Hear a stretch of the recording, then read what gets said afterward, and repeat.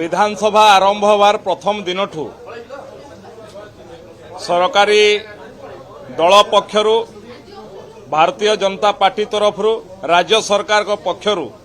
आमे गोटे कथा कहिछु जे आमे राज्यर सबु स्वार्थ संबलित जहा विषय रही सबु विषय उपरे आलोचना पाई प्रस्तुत एवं जदि विरोधी किछि कंस्ट्रक्टिव सजेशन मध्य देबे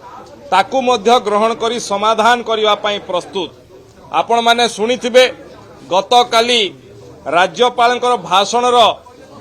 धन्यवाद प्रस्ताव उपरे जेतेबेले माननीय मुख्यमंत्री मोहन चरण माझी तांकर वक्तव्य दौथले से समय मध्य से प्रकाश करथिले जे आमे कोनोसी सचिवालयर पहाच उपरे किंबा घरर पहाच उपरे छिड़ा ही दीपद कथा कही पळेवार लोक नुह आमे संपूर्ण भावरे विरोधी दलर कथा को सुनिबा पाई प्रस्तुत आलोचना पाई प्रस्तुत जवाब देबा पाई मध्य प्रस्तुत जदि किछि कंस्ट्रक्टिव सजेशन थिबो ताकू नेकी समाधान करबा पाई प्रस्तुत। किंतु ये दीर्घ 3 दिन हला जणा पडुछि विरोधी दलर इच्छा राज्यर कृषक मानकर जदि किछि समस्या से माने भाबुचंती ताहले ताकू समाधान करिवार तांकर उद्देश्य नुहे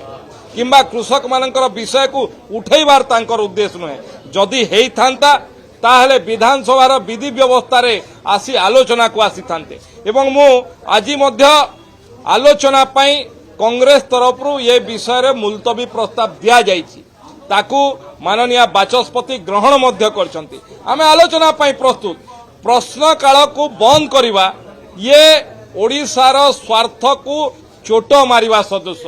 आदु ओडिशार स्वार्थ को जलांजलि देबा सदृश ये कथा जो माने ओडिशा को भल पांती नाही ओडिया को भल पांती नाही जो माने तांकर मन भितरे घृणा अछि एवं ओडिशा को भल पाइबा ड्रामा करूछंती से मान को मोर अनुरोध जे आपण माने आलोचना को आसंतु ओडिशार साधारण लोकंकर निर्वाचित करी विधायक मान को पठाइछंती जे तांकर स्वार्थ संबलित अंचलर स्वार्थ संबलित ओडिशार स्वार्थ संबलित कथा को प्रश्नोत्तर जरिया रे उठेइबे तार समाधान खोजिबे किंतु सेथिरे विरोधी दल पलायनपंथी होउछंती एवं आलोचना को आसुनांती एथिरे तांकर कोनोसी समस्या कथा आलोचना करबा पई वास्तव रे नाहंती सस्ता राजनीतिक रोटी सेकिबा पई से माने चाहुचंती याकू ओडिशावासी देखुचंती नुआपड़ा रे जवाब देइछंती आकू मध्य विरोधी को जवाब देबे।